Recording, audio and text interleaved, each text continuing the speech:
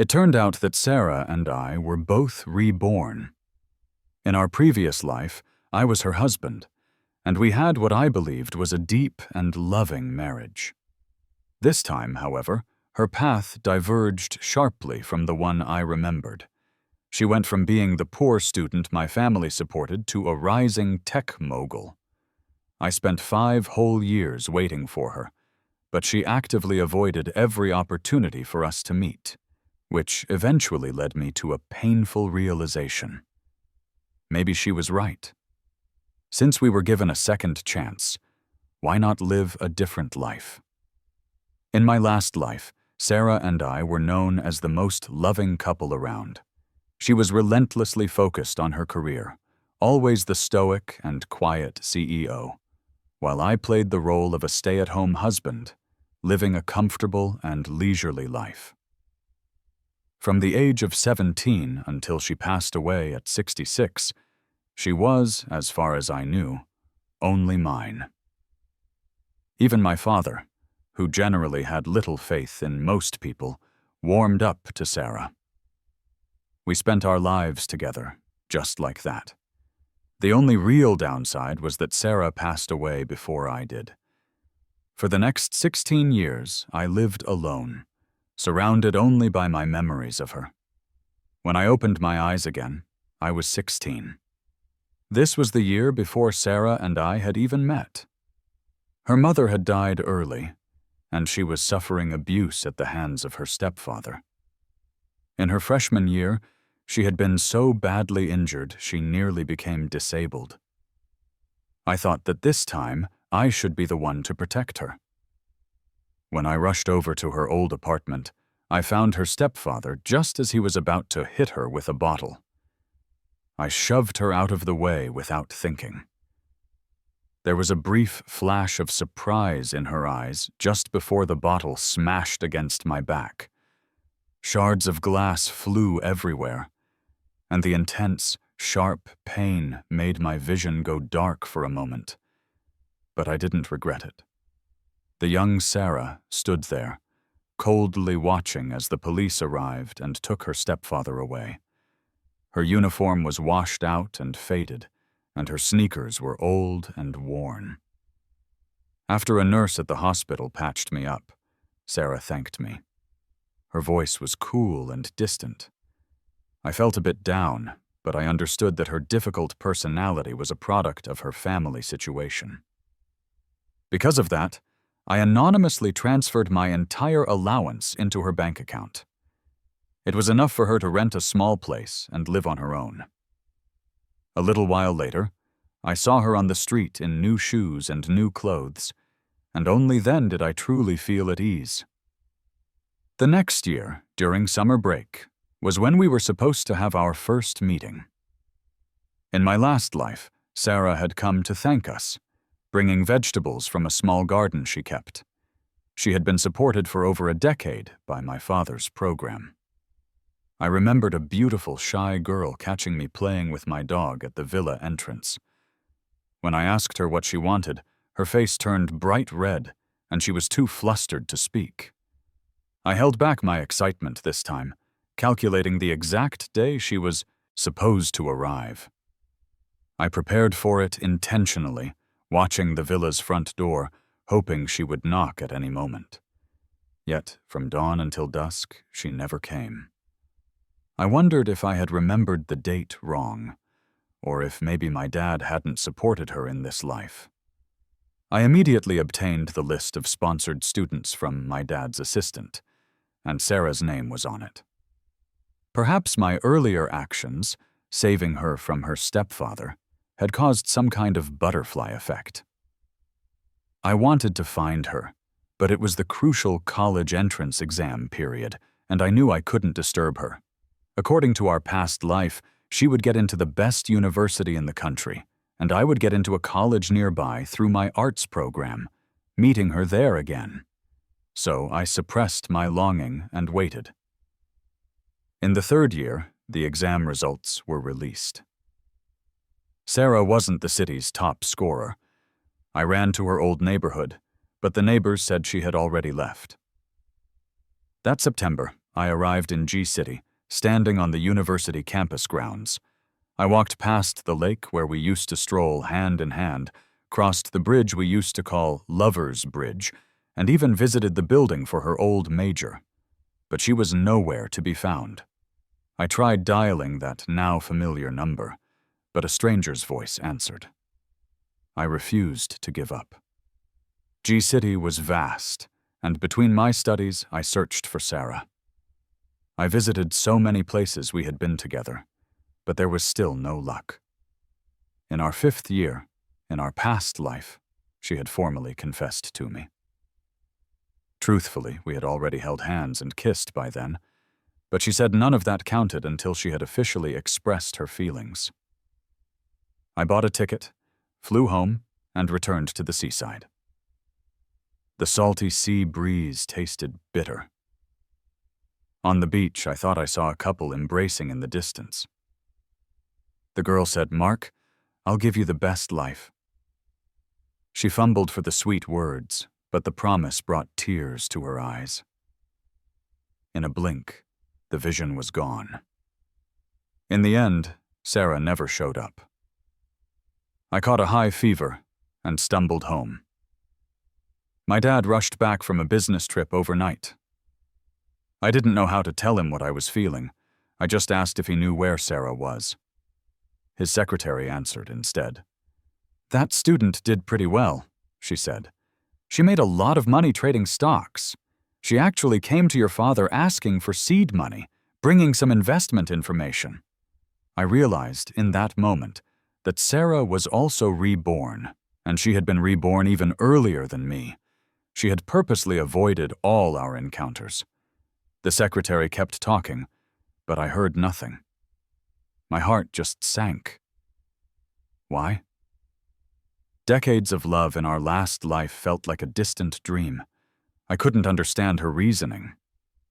I racked my brain, arriving at a conclusion that had long been buried. She wanted a different life. A life without me. Before marrying Sarah, my dad had shielded me from everything. After marrying Sarah, I lived in comfort, naive and unaware. I had never even considered a life without her. I was feverish for 3 days. It felt like a long, draining illness that used up all my tears. My dad cleared his schedule to stay with me. His stern face hid an undeniable love. I noticed a single gray hair on his head, and in that moment another feeling overtook my heartbreak. It seemed that in my past life, I was so head over heels for Sarah that I never cared how much my dad struggled. After she passed away, the company was managed by professionals who sent me annual checks, but as times changed, my dad's legacy was eventually lost to progress. Suddenly, it hit me. If Sarah could lead a new life, why couldn't I? The fog in my mind cleared. I wiped my tears and told my dad I wanted to learn at the company. A year later, I saw Sarah at a business banquet. I had heard bits and pieces about her. She had attended a regular college and started her business much earlier this time. However, without my full support, she didn't have enough startup funds. She did talk to my dad about investing, but I didn't tell him about my complicated history with her because I didn't want him to lose his objectivity. After all, Sarah's company had been a massive success last time. But this time, after my dad evaluated her project, he turned her down. He said the project didn't just lack a few million now. It would need ongoing investment, constant updates, and iterations. He called it a money drain, not a wise deal. So, in our last life, my dad had only invested in Sarah's ventures because of me. Still, Sarah succeeded. She knew a lot about the last life's stocks, gold, real estate, and cryptocurrency, which was enough to make her rich overnight. She even became famous earlier this time. While other people her age were just looking for jobs, she had already formed her own startup team. Tonight, she was dressed sharply, looking every bit the nouveau riche. Her striking looks drew plenty of attention. I couldn't help but look her way. Sarah seemed to sense it and looked over. The next moment, a striking guy wrapped his arm around her waist, marking his territory. I overheard people talking. That was Sarah's fiancé, Liam. They were in business together, apparently. Sarah had pursued him for a long time before he finally said yes. Sarah always had a reserved, almost cold vibe. In the past life, it was me who fell for her at first sight and took the initiative. Warming a block of ice takes time. I never thought she would be the type to actively pursue someone like that. I remembered a small event from our past. Back then, Sarah once told me she had found a like-minded partner. She often mentioned someone named Liam. I always assumed it was a woman, until one day I called and a man answered. He said Sarah was too drunk to open her eyes. I hesitated, but said nothing. Sarah worked really hard. I once casually brought this up when Sarah and I were dining with my dad. That day, before we left, my dad called Sarah into his study. On the way home, her mood was low. I didn't notice, and just kept sharing interesting stories with her until she finally yelled, "Enough, Mark! You got what you wanted!" Her shout silenced me, startling me. I just thought she was stressed from work. After that, I never heard the name Liam from her again. Thinking back, that Liam was probably this Liam, and maybe it was my dad who made Sarah let him go. But none of this concerned me now. Today, I was here to seek investment for my own project. I hadn't taken over the family business immediately. I wanted to explore my own ventures first. Just as I started talking business with an investor, Sarah and Liam walked over, standing side by side. They looked like a matching pair. Liam cut in, introducing their company. Hearing that name, I paused for a moment. Liam smirked and said with a touch of malice, "Mark, why compete with common folks like us for resources? Whatever tumbles from your dad's fingertips could fund multiple ventures for you."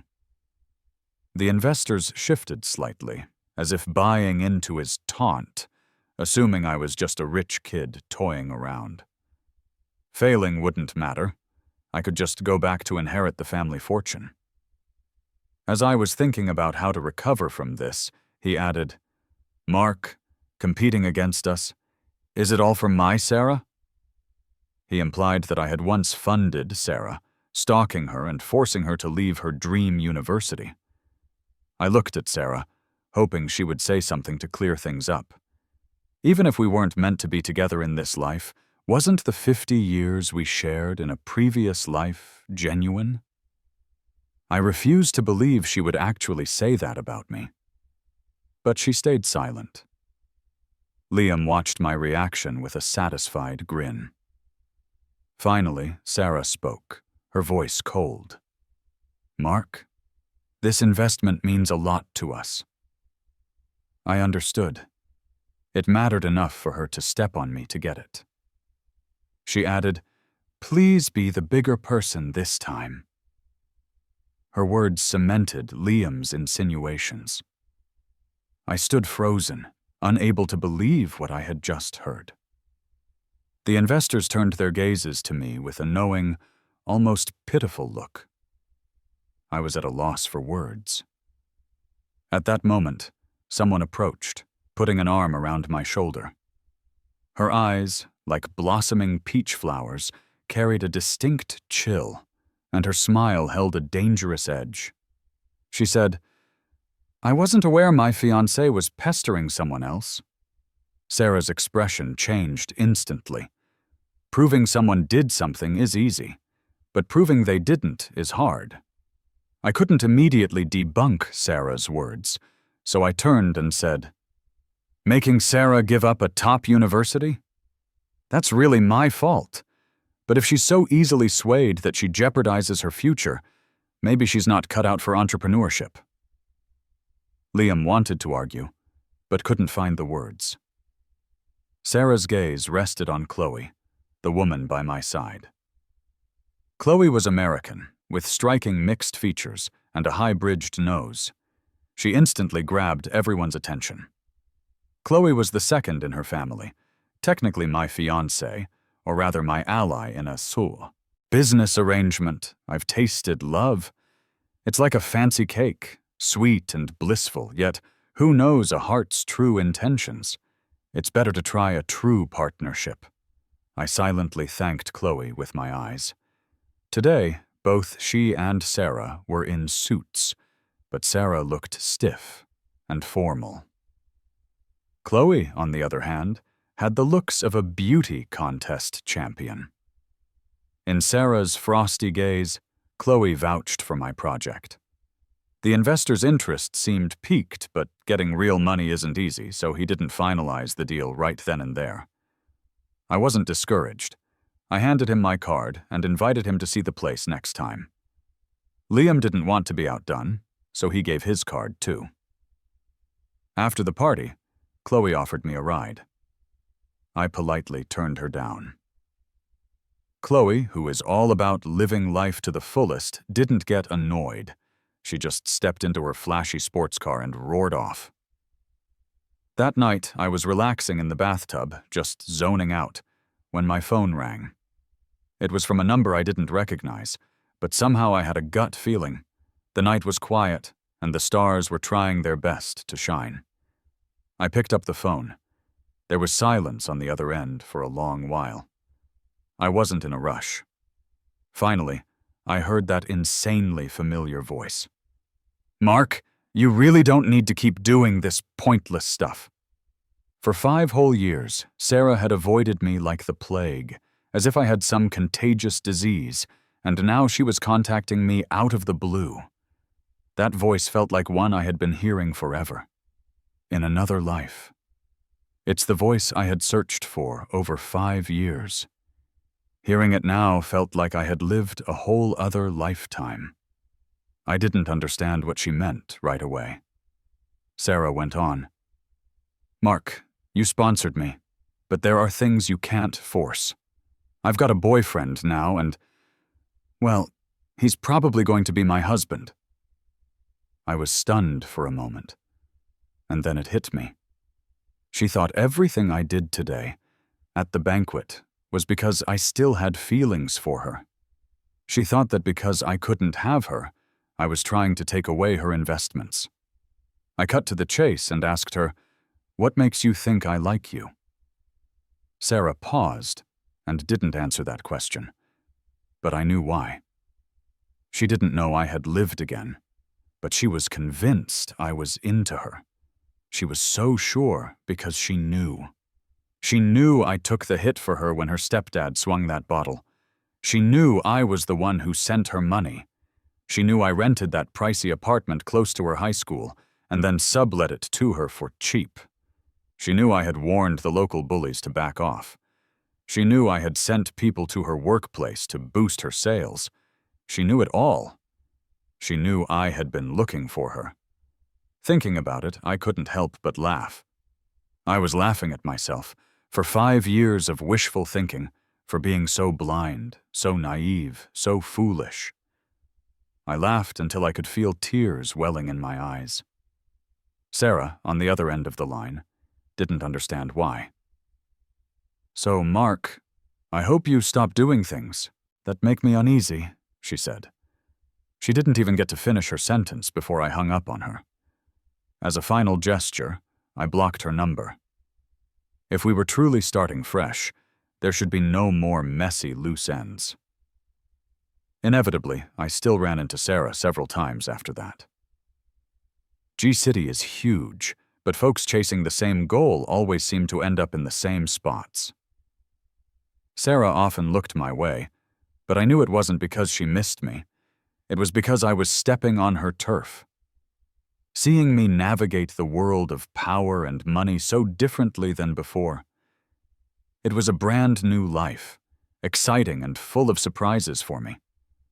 The best part was achieving things on my own terms. That's what true accomplishment feels like. No wonder so few women choose to stay home these days. A few days later, I heard that Sarah and Liam got engaged. The woman looked radiant in the photos, wearing a red dress, her arms sweetly intertwined with the man's. We used to be like that once. My heart ached for a split second. But only for a second. I had too much going on. Memories, however, couldn't help but drift back to another lifetime. I'll tell Mark to divorce you. I'll get back all the investments I made in you. That was my father's voice. Sarah's voice was so calm. Liam and I are just friends. He got laid off and asked me to join him because he was upset. Besides, could Mark handle such a blow? My dad hesitated. He wasn't getting any younger, and he did have that heart condition from a while back. When I heard that, I almost fainted. Sarah continued, "Mark is my husband. I'll be with him for life." The girl who used to be shy and awkward around me was now so glib. I opened my eyes slowly, making a small noise. Sarah rushed in instantly by my side, her eyes full of guilt and worry, just like how she used to love me. I sat at my desk for a long time. It turns out not just in this life, but even in the past life I thought was perfect. It was full of lies and deceit. Chloe's message interrupted my thoughts. It was a flirty selfie. Her shirt was half open, her pink tongue teasing the corner of her lips, and her eyes were dreamy, looking all too inviting. Her voice note was husky and teasing. "Fiancé, I've been tricked. Feel like taking advantage of it?" Watching my past wife happy with someone else. Is this the same as seeing an ex move on? Sarah and Liam's engagement party got quite the buzz online. They were called the perfect couple. The woman was elegant and beautiful, better looking than some celebrities, and the man was vibrant and confident, appealing to everyone these days. Liam used the buzz to start a social media presence. During a live stream, he casually mentioned that Sarah had an admirer, a rich guy who was giving her a hard time. "I know Sarah looks good, but to me, she's just an ordinary woman. I hope that young master sees sense soon," he said, sounding pretty chill. When Sarah got home from work, she walked over and kissed Liam on the cheek. Liam exclaimed, making Sarah realize they were still live. The comments were all about jealousy. Meanwhile, I stared at the screen and thought, in another life, it was mostly me chasing after Sarah. I told her day in and day out that I liked her, loved her, called her honey, and was the one who always asked for kisses. It wasn't until 10 years into our marriage that Sarah gradually made kissing a habit, a kiss before leaving home, a kiss when returning.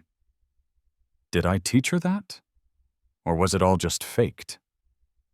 Liam and Sarah were still playfully fighting on the stream when suddenly someone behind me asked, "Do they look as good as me?" Chloe blew a warm breath in my ear. Her eyes had a flirty, mischievous sparkle, as though they could reel me in. Her face was still a bit flushed, but her head seemed fine. Last night I had called her bodyguard to take her to the hospital, but 15 minutes later, my doorbell rang. Chloe brazenly walked into my house. I shoved her into the bathroom for a cold shower. I wanted to call 911, but she stopped me. She said this wasn't her first time dealing with something like this and blamed her looks for it. She really does attract attention. Even now she was acting like a troublemaker. I didn't call the cops. She gave me a kiss on the cheek, shamelessly saying, "See, now you've had a kiss from a top-notch beauty like me. You don't need to look elsewhere, do you?" I held it together, but finally snapped and slapped her. That slap left Chloe's pretty face red. It also snapped me out of some almost self-doubting thoughts I was having. I thought that was the end of it, but a few days later, Liam went live again. In my past life, I studied art. Even though I had been a stay-at-home husband, I used to post my work on my art account since high school. It wasn't a career, but I did have some fans, especially after posting some comics that showed my everyday life with Sarah, which unexpectedly blew up, even getting a publishing deal. But that was in my past life. While waiting for Sarah these 5 years, I had updated it with some memories from back then. It was my way of remembering her. Eventually, Sarah stopped appearing on the account, replaced with updates about my new entrepreneurial journey, like when I recently beat out Sarah and others for a new investment. This didn't catch much attention compared to the love life of a CEO, so I didn't have many followers. I mostly updated it for fun, not really caring. But I was more concerned that Sarah's company seemed on the verge of collapsing. My dad had a sharp eye. Without long-term investment, Sarah's project couldn't succeed. I thought this would be the end of my connection with Sarah's story, until one day, someone sent me a recording of Liam's live stream. His eyes were red, but he looked determined. He said, "Sarah and I both came from ordinary families. We've worked hard to get where we are, thinking effort would be rewarded. Turns out we've been pawns for the rich from the start. Sir, Sarah, and you are from different worlds. With a flick of your fingers, you could crush her. Crushing the company to force Sarah to compromise won't work. Please, let her go, and let our hard work go." A lot of people flooded my comic account. They found my old comics. I had never mentioned the main character's name, but her appearance, her background, her work, it all matched Sarah's. There was a lot of vulgar language, hard to ignore. I don't know why Liam did this. My dad called me right away. He spoke like nothing had happened. "Mark, want to take a vacation? Your dad thinks the Maldives is nice. You were going to go after high school, right? Time to make up for it now." My nose tingled. In both lifetimes, I seemed like a burden to my dad. He's tough on everyone, never sparing words. But when it comes to me, he's so cautious, afraid I'd get hurt. I smiled. "I'll go once things settle at the company, and I'll take you with me, Dad." He wanted to say more, but I interrupted. "Don't worry, Dad. I'm not afraid. I'm no longer a flower in a greenhouse. I don't need someone to shield me or water me. I can face the storms myself." I posted a statement on my account, wishing Sarah and Liam a happy engagement. I admitted that in high school, I had a crush on Sarah, but that was years ago. No such pressure exists as Liam claimed. Half a day later, Sarah posted something too. "Liam's a bit straightforward, impulsive, can't hide things. Sorry for the trouble." The picture she included was of her cooking for Liam, which matched a panel in my comic. It had a touch of finding joy in hardship. In the midst of all this buzz, Chloe went live under the name of Mark's Fiancé. She didn't do much. She just sunbathed and stared into space. After some sunbathing, she switched sides in front of the camera to continue, showing off an overly perfect face, a Patek Philippe on her wrist, and a sexy bikini. It seemed she wasn't just sunbathing. Much later, she spoke slowly. "Mark has been with someone like me. Would he even look at Sarah?" In the comments, people were giving thumbs ups. Actions speak louder than words. Sarah's pretty, but Chloe's face is just too striking. But no one knows she's lying. I haven't been with her. After a while, Chloe jumped into the pool to swim. After swimming a bit, she flicked her hair, sending water flying, and gave the camera a heart. "Fiancé, did you see me?" I didn't. I quietly closed the stream and logged out. It seemed like that could be the end of it. But some people just wouldn't let go. Someone posted, "Just because she has a fiancé doesn't mean she hasn't done it before, right?" It's easy to see through, but there are always bystanders or people who love drama that get misled. Those words, however, didn't cause a big stir. I started probing into Sarah's company's financial situation. As expected, it was bleak. This is why Liam and Sarah made such bold moves, trying to use the internet to boost their company's profile. But they, focused on the wrong spot. Sarah's isn't a pop company. No one's investing in a tech company over gossip. Liam kept hyping up their products in his live stream, but slowly, people in the comments started catching on. Someone bluntly pointed out Liam's intentions, and this, on the surface, had nothing to do with an innocent Sarah. I chuckled, then shared some financial records, all the money I had sent to Sarah over those 5 years. I couldn't find her, but her bank account never changed. The recipient's name was as clear as day. Before long, one of Sarah's old classmates stepped up and mentioned how my family has been supporting several underprivileged students for a while. Both my family and the school always emphasized keeping a low profile. Initially, he didn't want to bring this up, but seeing Sarah's behavior, he couldn't stay silent. "Wouldn't it be nice if you had feelings for me too? I'm cheaper than Sarah. I could stay single for 30 years just so you could have a secret crush on me. Please, I'm begging you." Things started to take a turn. The public's sense of justice can switch pretty fast. Sarah had no choice but to address it head on. She thanked me for my past admiration. She mentioned that she and Liam had already explained things from back then, and that he felt really sorry. "May our friendship last forever." Every word seemed to carry a hidden meaning. She didn't even mention the previous misunderstandings. Liam's blunt and fiery personality was really convenient right now. By framing it as friendship, she made it seem like the money given was out of concern for a friend, with no need for payback. Being inarticulate always seemed like Sarah's disguise. Or maybe that was just my assumption all along. Watching too many romance novels makes you start projecting their traits onto real people.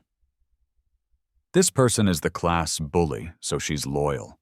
This person is the younger student, so she's lively and cute. But people are always multifaceted. In these few years of this new life, I seem to have grown more than in decades of the previous life. You really need to explore the world for yourself and walk your own path. My company is doing better and better. We're even taking on some projects from my mother-in-law's company. But Sarah's company is slowly fading away. However, Sarah can still leverage her memories from the last life to make money. She can invest in stocks or real estate as an individual, but she can never take her companies public again.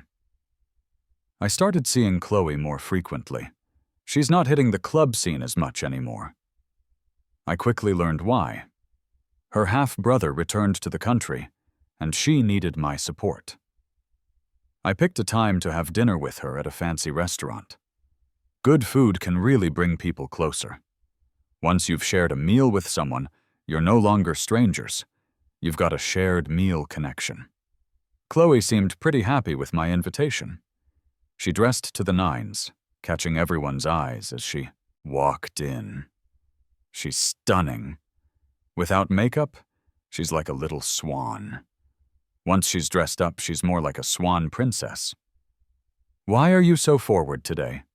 Missed me?" she teased, her ears turning red. I had no idea if she was faking it or being real. I didn't bother to reply, just focused on the menu. Chloe seemed in a great mood and kept smiling. Midway through dinner, a commotion broke out nearby. Massive green plants blocked the tables from each other, so I couldn't see anyone, but I heard voices I recognized. Liam was there, sounding pissed. "Sarah, you can't use me like that. You're the one who told me Mark was bothering you." Sarah sounded as cold as ever. "I never said that. I just mentioned he's been trying to find me for 5 years. That's how you took it." "What about the money he gave you? Sarah, you don't even need that money anymore. Why not give it back? It'd make us look less at fault." Sarah calmly replied, "He wanted to give it to me. I never asked for it. It wasn't a loan, so it's not about returning it. We look bad because you made a big deal out of it, letting people smear my name." Sarah had a point, The money was indeed something I freely gave, unconditional resource sharing. But Liam couldn't accept that. He slammed his knife and fork, stood up, and stormed off. Sarah followed soon after. She spotted me on her way out and froze for a second, like she wanted to come over. But then Chloe shot her a look and planted a cheeky kiss on my cheek. Sarah's face went blank for a moment before she turned and left. Chloe, on the other hand, looked even smirkier, even humming a little tune. By the time I finished eating, I wiped my mouth and said, "I'll help you outshine your brother, but I want 5% of the shares once it's done." Her smile died abruptly. This dinner wasn't exactly a bust, but Chloe didn't look too pleased by the end. You shouldn't mess with our collaboration, though. As for Sarah and Liam, they still seemed all lovey-dovey on Liam's account, like everything was made up. But rumors started swirling. People spotted Liam on a dating app. Only side profiles and backs, but folks recognized him. Soon after, some companies in the industry mentioned they'd gotten his resume. He seemed to be slowly cutting ties with Sarah. The spring of the next year rolled around. I began focusing more on work. Friends I used to gossip with have faded away, becoming names on a list, just drifting due to different life paths. A few still stick around, and the people showing interest in me seemed to be a whole new batch. Meanwhile, plans for my engagement party with Chloe were put into the works. A few days before the party, I ran into Sarah again. She tried to visit my office but was stopped by the secretary. We really didn't have anything more to discuss. But she somehow got into my residential area and waited at my doorstep. Seeing her again conjured up mixed feelings. Sarah and I lived a whole life together. But the insight I've gained in these few years far surpasses the decades we shared before. A young girl in poverty, shy, diligent, quiet, loyal. She loved me, but just didn't know how to express it. That was my past view of her. But that impression was only partially accurate. Long-buried memories resurfaced once more. In our first year of marriage, she worked a 24-hour shift, but still came back to celebrate my birthday, holding a bouquet and cooking for me. By our 5th anniversary, the business was picking up, and even though she was abroad, she flew back overnight to surprise me. She even scoured many places to find a watch I had casually mentioned liking. In our 10th year, she took a long vacation to travel with me. She couldn't disconnect entirely, so she kept handling business calls, but it didn't change how happy I was. All these moments were beautiful memories. Maybe a lot of it looks better in memory. Looking back, it seems just okay. Someone else could have done it too. Sarah and I shouldn't have met again a long time ago. She chose a new life, and so did I. I stepped out of the greenhouse and saw a new world.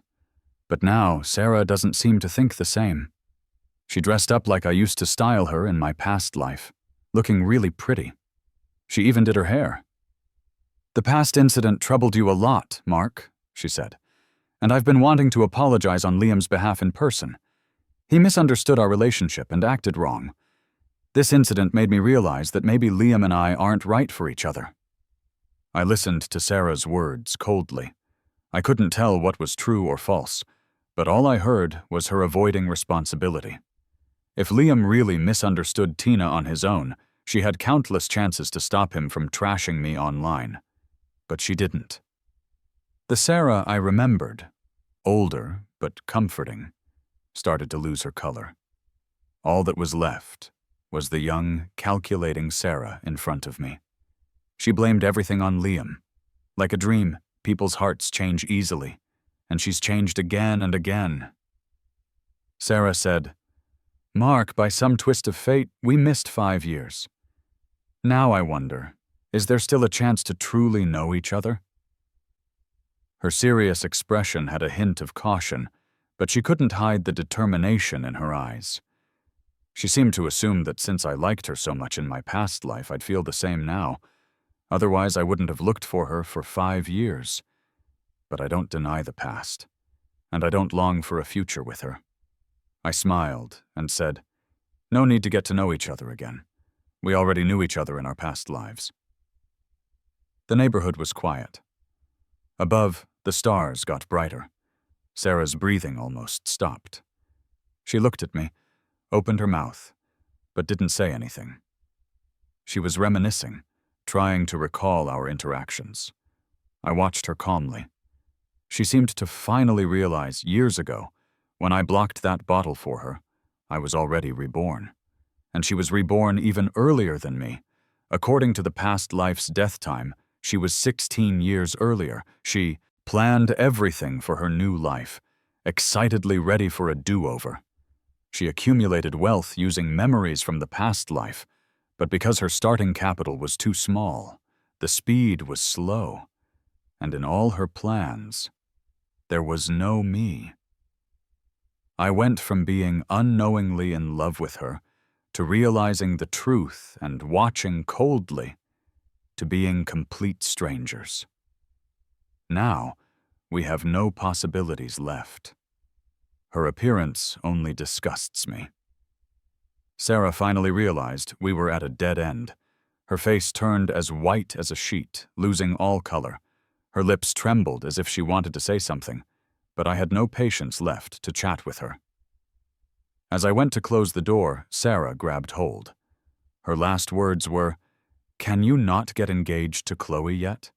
I know I made some mistakes, but you don't have to marry someone you don't love just to spite me." I let out a cold laugh, kicked her hand away, and shut the door on Sarah's distressed face. Later, Liam came to see me too. He sincerely apologized. I had nothing much to say, but he promised to take responsibility for his actions. I didn't respond much. The previous online harassment didn't really harm me. In my past life, I'm not sure of the whole story, but I always got dragged into it innocently, so I chose not to enter a happy ending storyline with him. Unexpectedly, he later apologized live on stream. More people in the comments started to see clearly. No comment on the streamer, but why is the sly girl still hiding so prettily? Sarah came by many more times after that. I ignored her, but at my and Chloe's engagement party, she didn't show. She sent me a message. "Mark, I'll wait for you." Chloe saw it and was furious for a while, sending dozens of 60-second voice messages cursing her in different languages. But Sarah, having lived through 2 lifetimes, wouldn't be scared off by a few words from a young girl. Her message remained directed at me. "Chloe is so immature. Are you sure you want to choose her?" After the engagement party ended, as we parted, Chloe caught me off guard, pulling me into an embrace and pressing her lips on mine. She was a good kisser, very into it. I enjoyed it, almost getting lost in it. Then I suddenly snapped back to reality and rolled my eyes. Chloe sent that photo to Sarah. Sarah blocked her. Before the new year hit, Sarah disappeared. Liam had submitted evidence of Sarah's company evading taxes and bribery, putting Sarah behind bars. He originally didn't intend for mutual destruction, just a clean break, but Sarah held his non-compete agreement, leaving him no option to find another job. You either stay jobless or keep working for Sarah's declining company. So many things can't be overthought. 6 months later, my wedding with Chloe was a grand affair. Before it, my dad asked me again and again if I was marrying Chloe out of love. He didn't want me marrying for any benefits. I asked him back, "Did you come together with Mom for love?" He paused, then smiled and said yes. My mom loved him a lot. That's why they got together and had me. But when that love faded, they parted ways. I said, I can do that too. Love boldly when in love, and stop when the love is gone. I wasn't sure how long Chloe and I would be together. But for now, I wanted to marry her. There's not that much pure love in the world, because it's fitting, because it's her, so I love. And me, I'm unafraid of any outcome now. In our 5th year of marriage, Chloe and I went our separate ways. There were many reasons. Her having too many male friends was part of it. Her lack of capability was another part, but not the deciding factor. The deciding factor was that she wanted kids. She wanted to use me to have a child for an inheritance, not out of love. Her family pressured her. Her eldest sister already had 3 kids, and another on the way. She mentioned it twice to me. When she brought it up the 3rd time, I knew our marriage was over. When we parted, Chloe's hands were tightly clenched. I got into my Bentley, hearing her ask behind me, "Mark, how can you be so heartless? Do you have no feelings for me at all?" I do, but how much? I don't even know. It's real, and it's ironic. Decades of lies end up changing a person. Sarah made me afraid of loving freely again. Most of the time, I love myself more, and my dad. I'm afraid of getting hurt, even a little. I don't know if this is a good thing. Maybe it is. At least now I'm not all that hurt. For Chloe, it's probably not great, but she'll eventually accept it. Everyone's growing, everyone's changing. She will too. Life is long. There's nothing you can't get over. I'll keep moving forward, little by little. This is the normal state of life.